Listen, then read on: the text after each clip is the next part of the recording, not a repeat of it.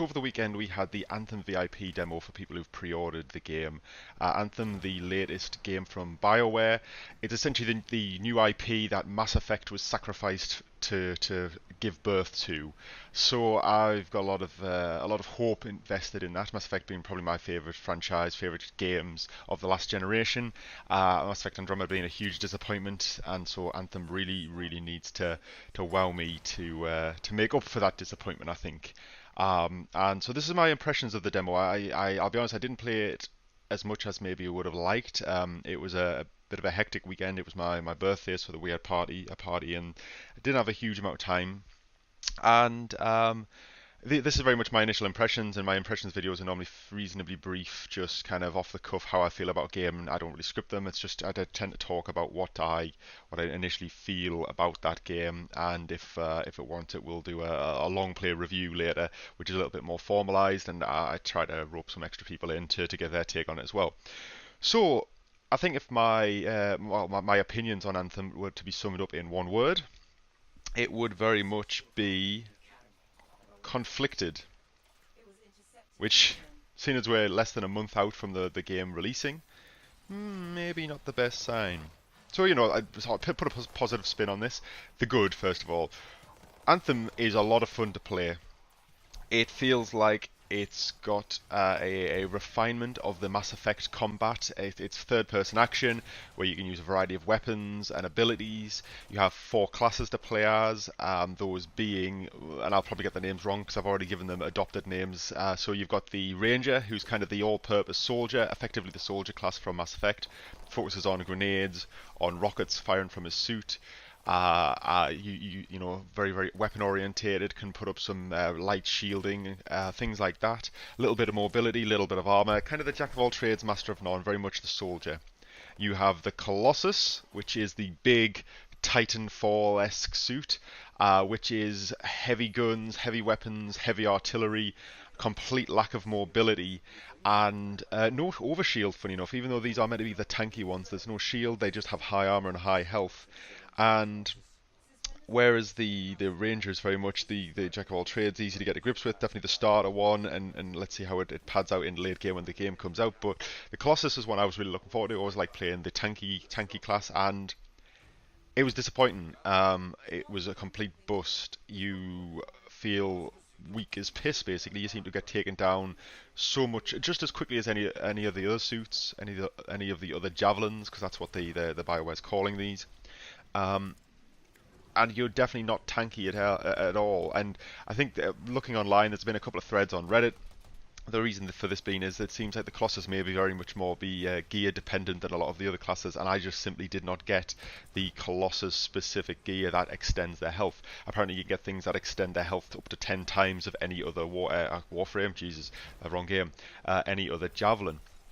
So I found the Colossus very hard to play as in this particular demo, which was disappointing because it was the one I was interested in. But I did get to play all 4. I played as the next one up is the Storm, which is kind of the mage class. They very much float above the battlefield, casting elemental attacks. So you start off with like an ice blast that's got 10 shots before it needs to recharge, can freeze and slow and basically lock enemies down for crowd control as well as damage. And you also had a Fire Blast in my other hand, which was basically AoE burn over time, damage over time ability, which was really good. And I got some other things such as like the Lightning Strike, which would arc between enemies. So they're very much a master of the elemental. Elemental abilities, and it's very much like it came across a lot like the biotic classes of Mass Effect. So I really enjoyed that, and they can also hover above the battleground for a lot longer than any of the other classes. So the idea is they hover over and rain down elemental destruction, and are supported by their weapons when need be. And the 4th class is the Interceptor. I keep calling it a Stalker, but no, it is the Interceptor. And that is essentially the fast assassin, lightly armored assassin class that zips across the battlefield. It's got 3 times as many dashes as any of the other javelins. It uses melee combos to just basically get in close and hack apart. So that was really fun. If you get to grips with it, you can dash between enemies, jump between them, hit and run, just go as fast as you possibly can, and then lay on the hurt. So that was, out of the 4 things we've got to play as, out of the 4 javelins, I would say 3 are really fun. Disappointed with the Colossus, but I'm hoping the gear in the bigger game can alleviate that. So in terms of what we got, like basically the gameplay is a lot of fun. All the for the most part, the classes feel fun, except for the problems with the Colossus. The gunplay feels nice.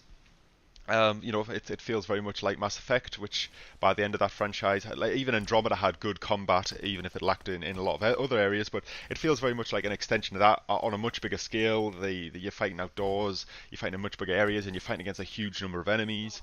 It feels quite difficult. The enemies will not fuck around in this game. They will bum rush you and just smash you over the head.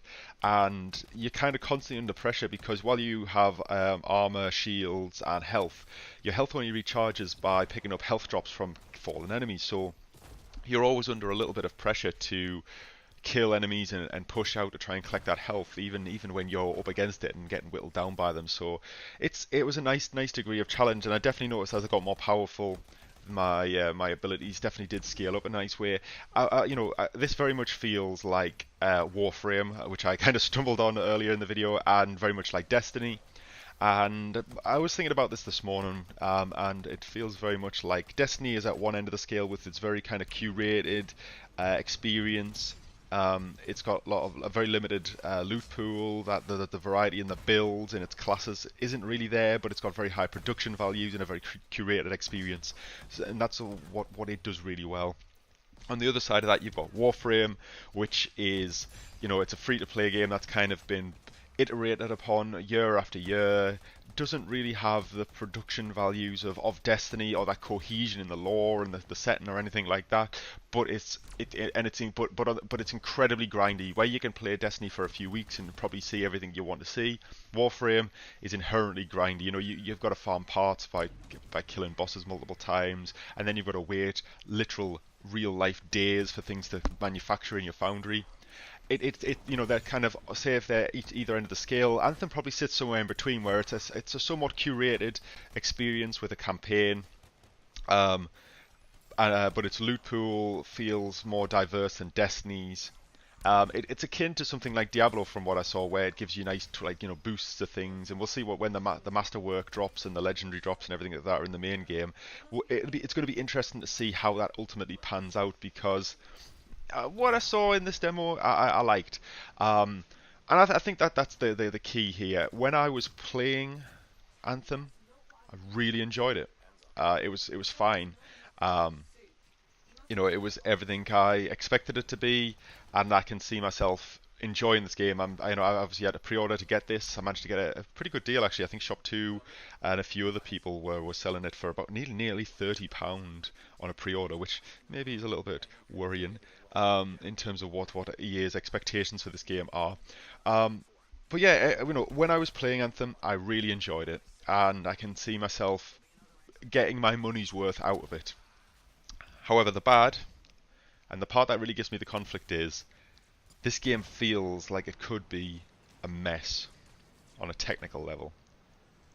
Now, this is labeled a VIP demo. I really think it was more a beta test, because Bioware came out first and foremost and said, this isn't really representative of the final game. We've reattuned how fast you level up, the economy in the game, all the rest of it. So it's very much just a slice of gameplay rather than the kind of the meta systems built around it.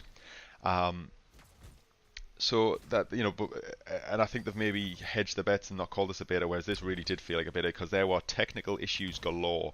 So this opened up on Friday, the 25th, and I couldn't get on till I think midnight that night. I managed to get on and play for a little bit, do one mission. But there were long-standing problems trying to get on for this, trying to get onto the demo for a lot of people. The people locked out until kind of fairly readily until midway through the Saturday, which is almost half the demo's timescale for when it was going to be online. So that really wasn't great. Another issue that plagued me a lot was the 90% load glitch. You would load in between the town like the kind of hub world that you start in, and the overworld where you're actually playing the game and doing the action stuff. There's a bug where you hit 90% and it just sits there indefinitely during the load screen, and the only way to fix it is to quit back out to the desktop. In my case, it's the the PlayStation crossbar, and then reload the demo. And the load times aren't exactly quick either. So you're having this constant interruption. I mean, luckily, what would happen is you'd quit to the desktop, you'd load back in, and when you connected to the servers, it would say, "Oh, you've got an existing session. Do you want to reconnect?" And you just say yes. And every time I did that, it would never hang again. It seemed to be only on that initial load, but still, it was essentially tripling, if not more, the time I had to spend to get into a mission, which is crazy. And it really hampered the enjoyment because it trying to get friends to play this together. So I had a few friends who'd got the demo, and us trying to coordinate and play together was a nightmare because one of us would get the glitch, the other ones would have to hang around and wait. And then when some of the missions took place over load screens, and halfway through a mission you go through a load screen, hit the 90% bug, have to quit and come back in. So that really did spoil the enjoyment of the overall experience for me quite a bit. And there's also the other bugs like enemies just disappearing on you, just vanishing out of thin air, reappearing, um, rubber banding all over the place, like me getting behind cover and then getting smashed by an absolute barrage of projectiles and elemental attacks that I thought I dodged. Um, it's enough not to. I wouldn't say the game's broken in its current state, but it's enough to really detract from the experience, and it's a concern that up until a few weeks ago, all the promotional material around this had alpha gameplay footage labeled all over it. Inside 2 months away from release, that seems concerning. But then we're having this kind of effectively a beta, which Bioware, to be fair to Bioware, they came out during the beta. Their head of service came out and basically gave a very straight talk, and this is the problems, this is what we're doing.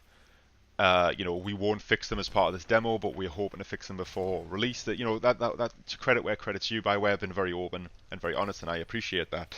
But it still has me concerned that if in this tiny slice of the game we're hitting this many fundamental issues, what's it going to be like on February 22nd when this comes out? So that was the bad. I think as I say, the game in essence is a lot of fun. I can see this very much being a stand-in for Destiny because I ultimately didn't pick up the season pass for that, so I need something to scratch that itch. I'm not getting rid of my pre-order. I'm still pretty positive. I'm still looking forward to this. I think it could be good. I really hope it does have that kind of longevity that something like Diablo has in terms of its builds and its gear treadmill. But the technical fundamentals are definitely a concern, so we will see. But generally a positive, as I say, when the game worked, it was really, really fun. And there was, a fair variety of things. There was a quest chain of about 3 or 4 missions. There was what I think they're called strongholds, and I effectively think they are the equivalent of Destiny strikes. So kind of like mini dungeons that are slightly harder, require teamwork. So that was fun. And then there's a little slice of free roam where you can go around collecting resources, doing world events, things like that. But in a fairly limited area of the overall game's map, or at least what I hope is a fairly limited area, because it wasn't the hugest thing in the world. But yeah, I think overall cautiously optimistic about Anthem still. I don't think it's going to be the next big thing, but I am looking forward to it.